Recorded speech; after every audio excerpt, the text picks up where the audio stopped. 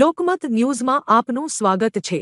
Ward number 15ની sense પ્રક્રિયા દરમિયાન રાજકીય ગરમાવો વધી રહ્યો છે। આ દરમિયાન યુવા ભાજપના ઉપપ્રમુખ રવિ ત્રિવેદીનું તીખું નિવેદન ચર્ચાનો વિષય બન્યું છે। રવિ ત્રિવેદીએ કહ્યું કે કોઈ પણ ક્યાં પણ જાય અમને કોઈ ફરક નથી પડતો, વોર્ડ નંબર 15માં તો ભાજપ જ આવશે। તેમણે વિરોધીઓને સીધી ચેતવણી આપતા ઉમેર્યું કે અહીં કોઈ કાંટાની ટક્કર નથી, અમારા વોર્ડમાં તો એક જ નેતા ચાલે છે। આ ઉપરાંત તેમણે દાવો કર્યો કે ભાજપ ચારેય બેઠકો પર જંગી બહુમતીથી જીત મેળવીને ફરી એકવાર પોતાની સત્તા મજબૂત કરશે। હવે જોવું રહ્યું કે મતદારો આ નિવેદનને કેટલી હદ સુધી સ્વીકાર કરે છે। ઉમેદવારી નોંધાવા નથી આવ્યા, કોઈ ફોર્મ કે કંઈ ભર્યું નથી, કશું જ નથી। અમારા વિસ્તાર 15 નંબરમાંથી અમારા વોર્ડમાંથી બધા આવ્યા છે, એ લોકોને ખાલી વ્યવસ્થાના ભાગરૂપે હું અહીંયા આવ્યો છું। ઉમેદવારી નોંધાવવાનું કોઈ મારું એ નથી, લક્ષ્ય નથી, હું નોંધાવવાનો પણ નથી ઉમેદવારી, બિલકુલ નહીં।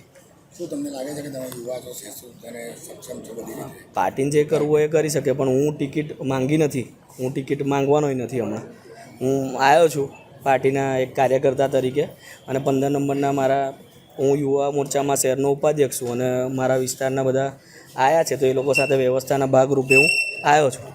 સારું, હવે જ્યારે ચૂંટણી યોજાવા જઈ જ રહી છે વોર્ડ નંબર 15ની, અગાઉના જે નગરસેવક હતા હવે પક્ષ પલટો કર્યો છે, હવે એ લોકોને હરાવવા માટે કઈ રીતે રણનીતિ તૈયાર કરી શકાય?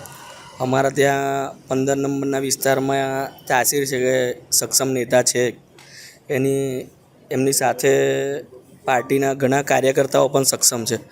એ સક્ષમ નેતા કરી શકે એટલું કરશે જ, અને હંમેશા એવું છે કે ભારતીય જનતા પાર્ટીનો વિજય તો નિશ્ચિત જ છે, ભાજપ જીતવાની જ છે। અને જે રામના વિરોધી હોય, આજે હનુમાન જયંતિ છે, રામના વિરોધી હોય, હનુમાનજીના વિરોધી હોય, એ કદી જીત્યા નથી, હંમેશા કેસરીઓ જ લહેરાયો છે અને કેસરીઓ જ લહેરાશે।